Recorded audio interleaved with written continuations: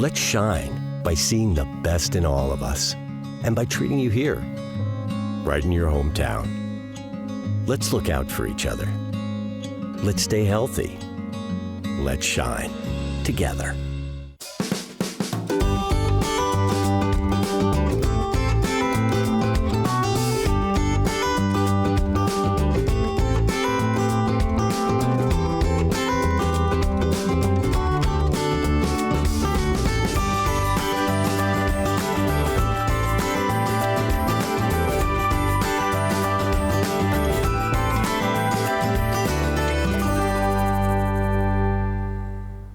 Hi, I'm Sherry Harlan, program host for Let's Talk Together. And today we are discussing women's health. And during this segment, we are talking about 50 over 50, and our guests are Mary Jo Clark. Hello. And Susanna Tanner. Hi. And welcome, ladies. Thank you. I want Hi, to Sherry. I'd like to get a brief background on your community ties, how you came to Richmond. And I know with Mary Jo, you have a lot of community ties. So just briefly, some highlights on how long you've been in Richmond. We have been in Richmond almost 50 years. And we have came because my husband was at Earlham. And we thought we'd be here for 3 years because that's what his contract was, and we loved the town, so we have stayed. I have been involved with the Women's Fund. Pat Heine and I have contemporary consulting, and that's our professional thing. We've traveled around the country to work on training people.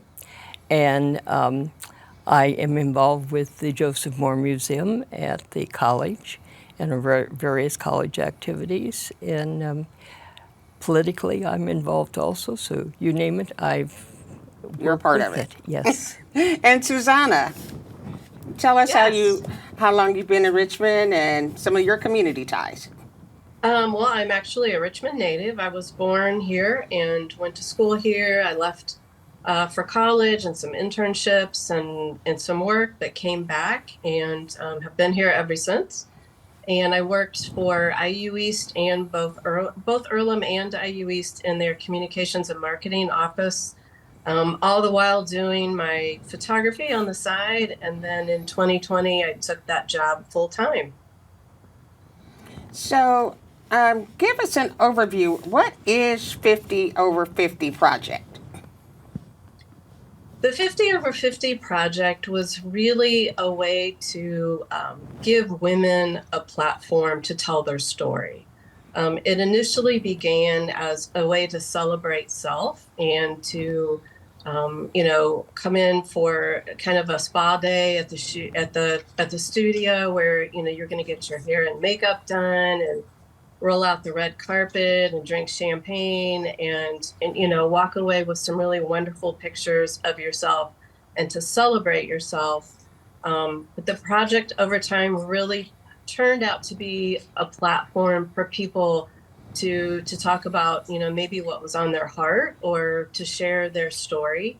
And so there really became kind of three components where it was the photo shoot experience itself, and then it was the storytelling component, and then also there's also an audio piece where, if you don't want to read the story, some of the women have shared it in an audio format.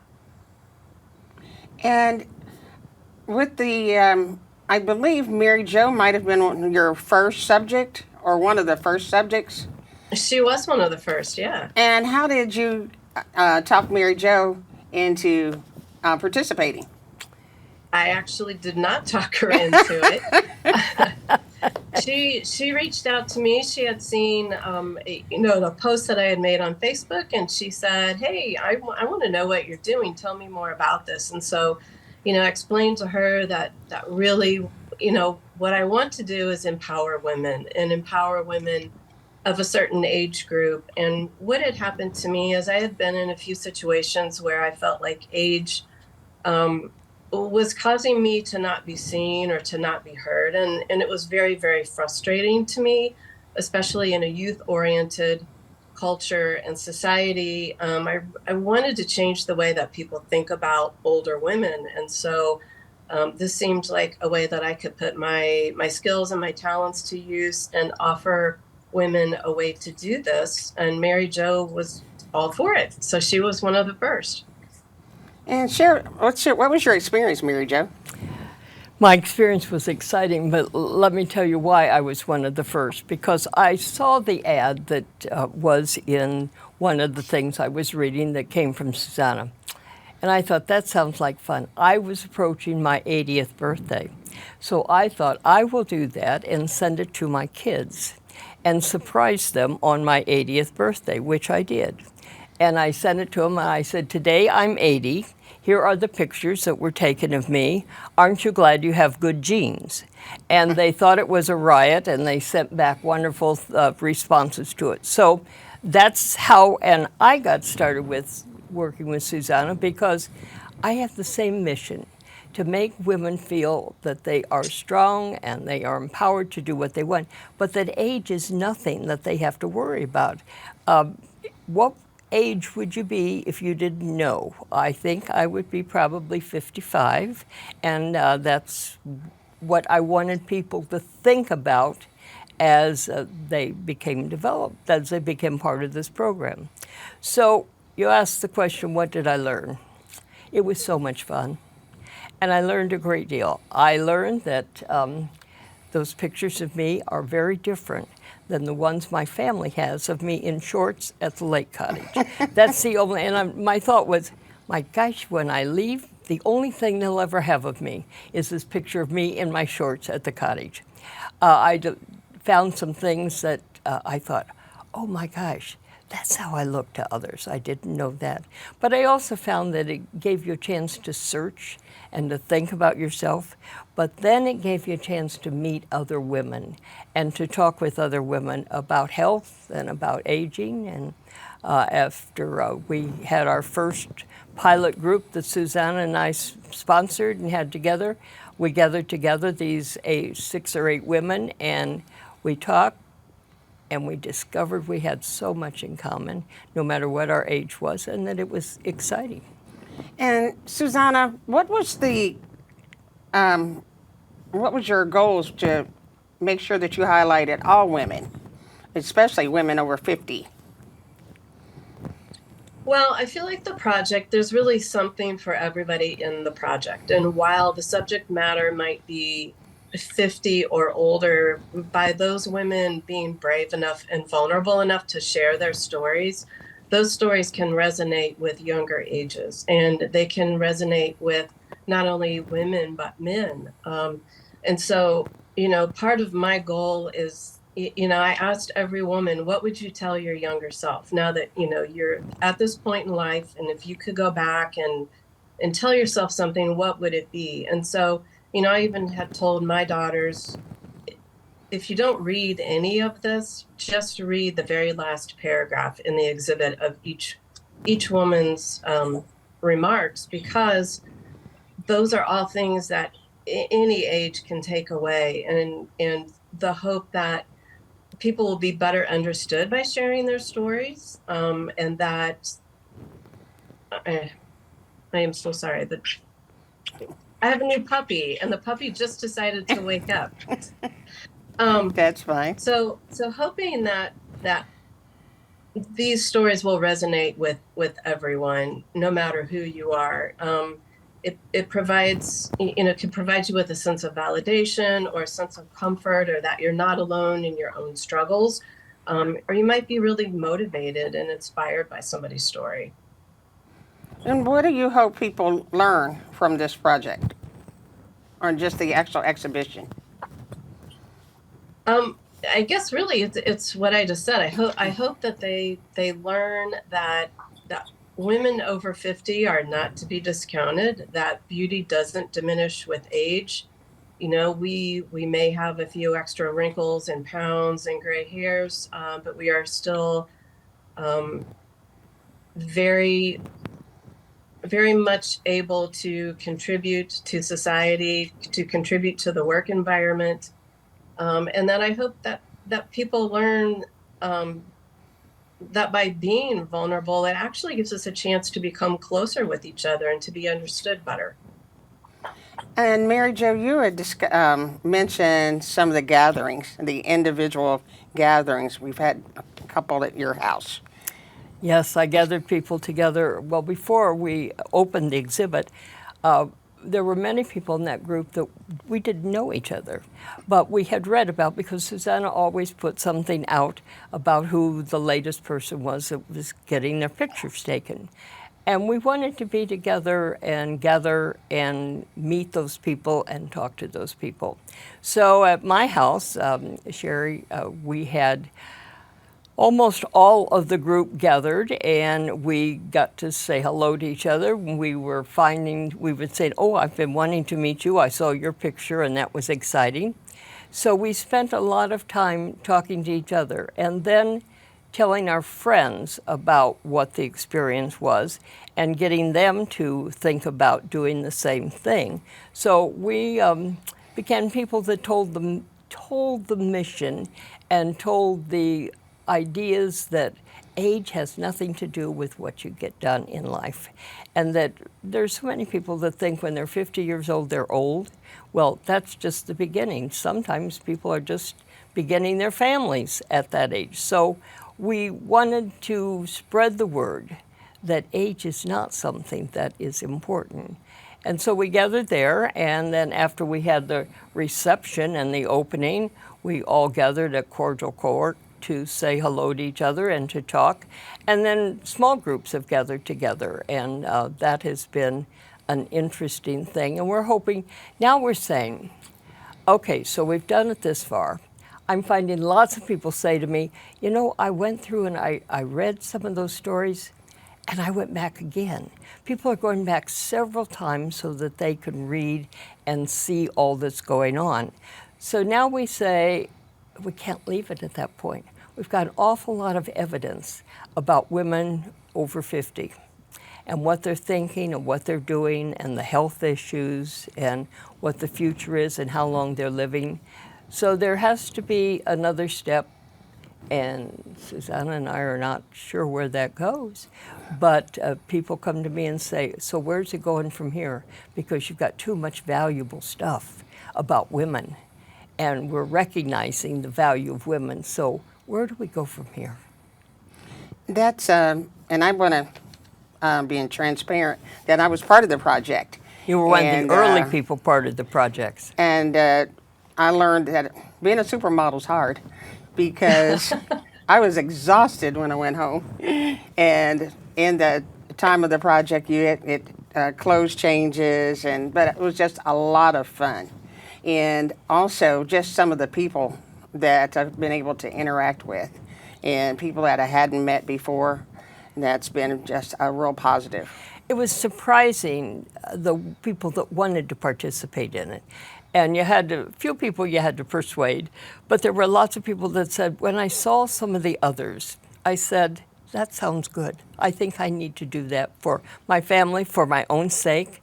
And many people have walked away from it saying, I felt so good about myself after I have been through this experience. That's what Susanna intended. That's what we wanted to happen. And Susanna, how can people see the exhibit?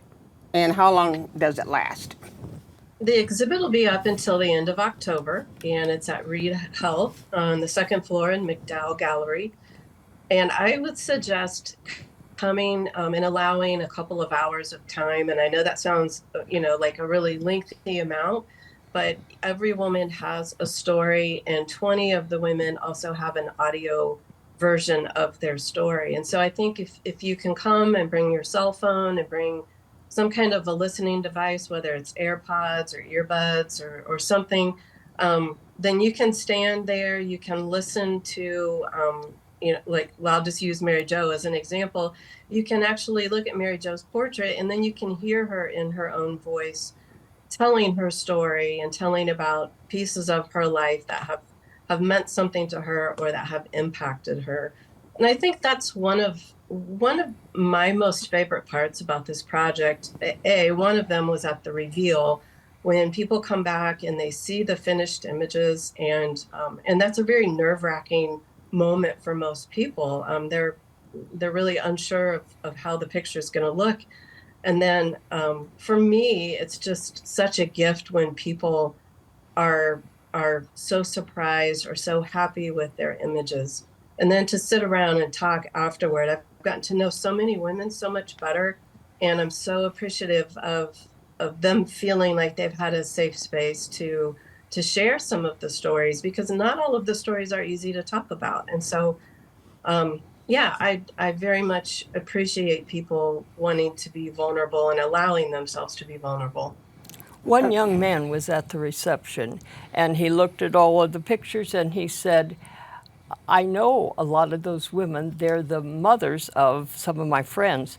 I've never seen them look like that, and how professional and wonderful and how empowered those women looked. That's great. And on that note, I want to thank Mary Jo and Susanna for joining us. And hopefully everyone will get a chance to go to the McDowell Gallery and see the 50 Over 50 project. Thank you. Thank you, Sherry.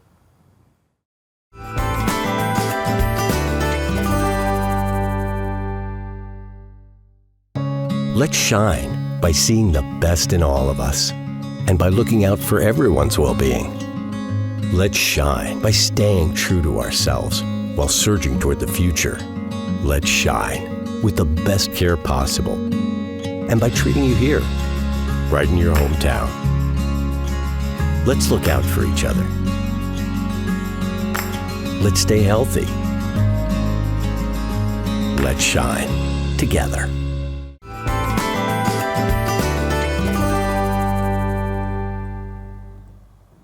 Welcome back to Let's Talk Together, and we are continuing this talk on women's health, and joining us now is Keirstan West, a nurse practitioner with Reed Health. Hi, I'm happy to be here. Well, thanks for joining us. Keirstan, tell us a little bit about your how you came to Reed and your background. I started at Reed, it's been about 10 years ago, back in 2014. I was much younger and started as a student nurse and started my nursing degree in the hospital. And then the following year, I got my RN degree, went to the emergency department for the last 8 years is where I spent the majority of my RN career. And then last year I did get my nurse practitioner license and kind of still with Reed, but transitioned to an outpatient role in primary care. So I've been there for a little over a year, but that's kind of my timeline with Reed. And I'm from the area. I'm from Cambridge City. That's kind of where I lived majority of my life. I left for school and then we ended up moving back. And so I'm familiar with the area and Richmond, and really as long as I remember, Reed's been around, and I really enjoyed working for Reed and being in this community. It's just it's a good in-between, not too small, not too big, a good close-knit community. So tell us some things on why women should take charge of their health at any age. I always tell my patients, or I always find that, you know, the younger patients think they're invincible, they'll never have any trouble, and they don't think about those things until they're older. But for women especially, there are screenings you should start at an earlier age. So, for example, cervical cancer screening, that's recommended starting at age 21.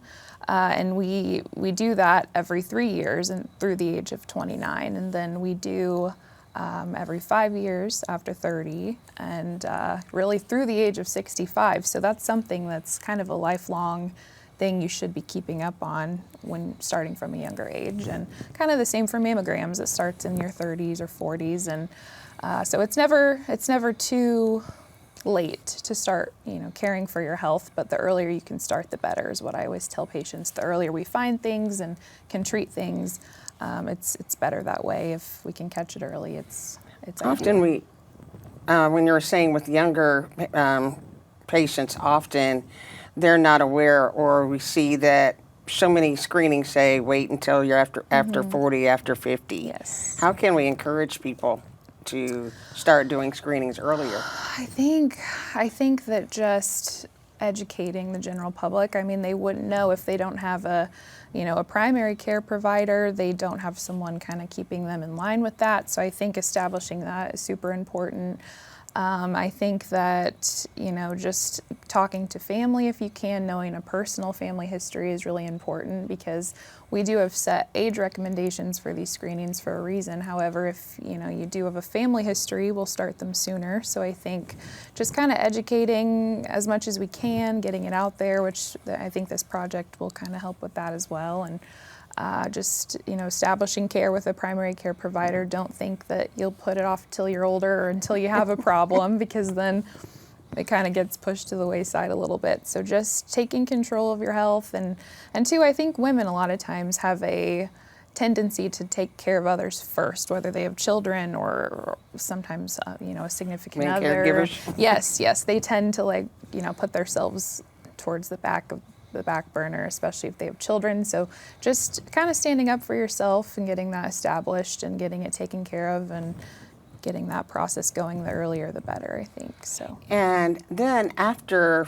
50, what are some of the health concerns that are that people need to really monitor? Yeah, so I think, like I said, the cervical cancer screening mammograms, those start a little earlier. And then really right around 50 is when majority of the chronic things can begin. I have a collaborating physician I worked with earlier in my career, and she would always tell her patients that our bodies are like cars, and the older we get, we need a little bit more tending to, a little bit more fixing, and I've always kind of carried that with me because it is true. And as you get closer to 50, the screenings kind of increase that are recommended just because of the age and how it's treated. So I think that, the cervical cancer screenings and mammograms are important, and that around 45 is when the colonoscopy is recommended at this point for colon cancer screening.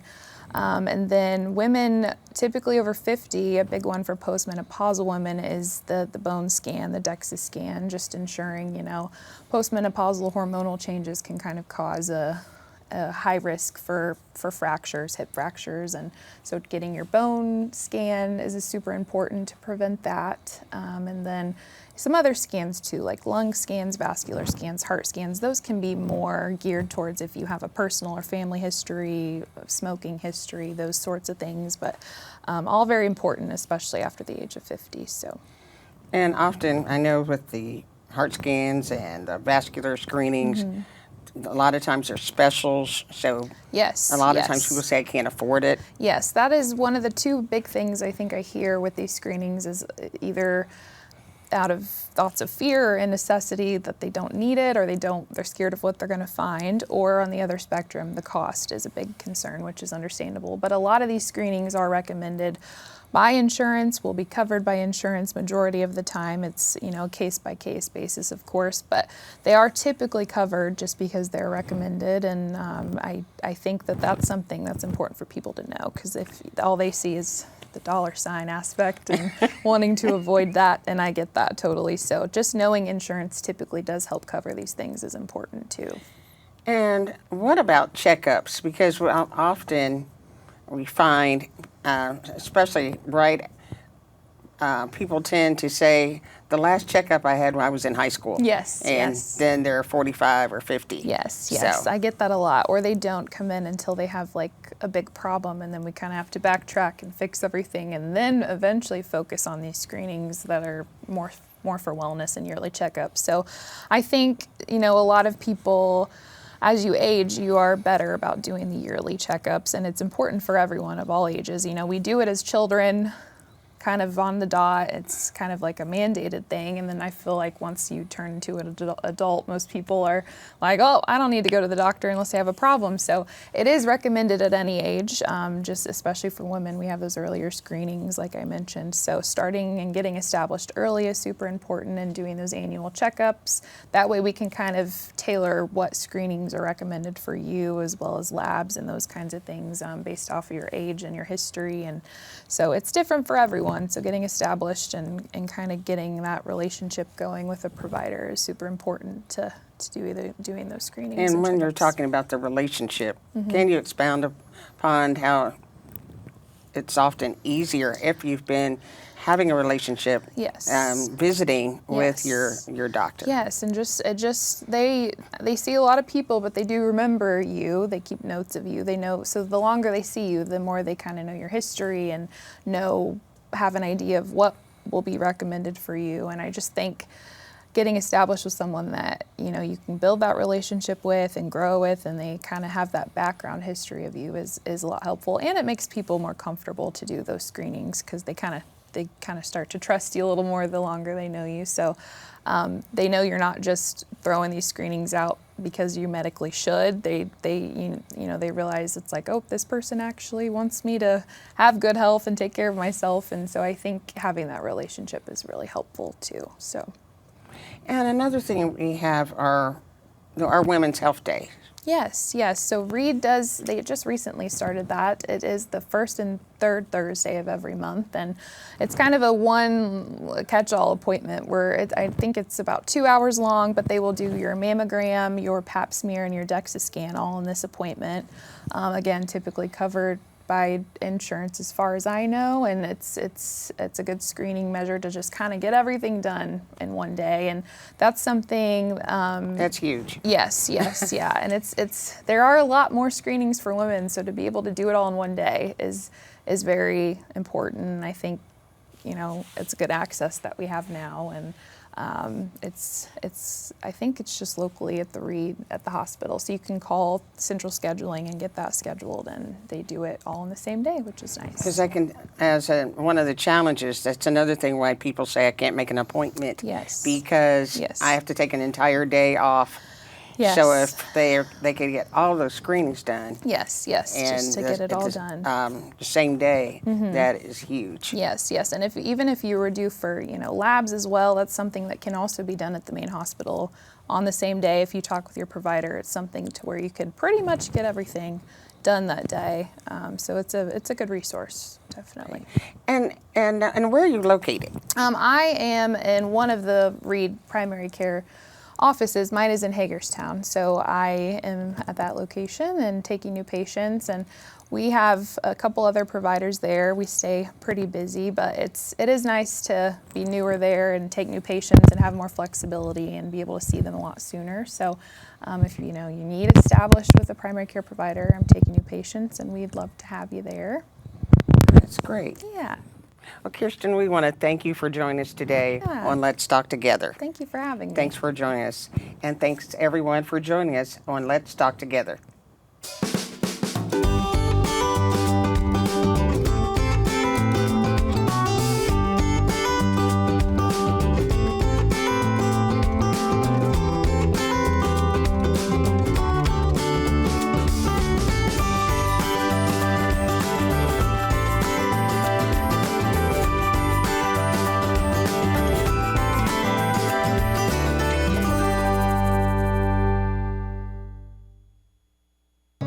Let's shine by seeing the best in all of us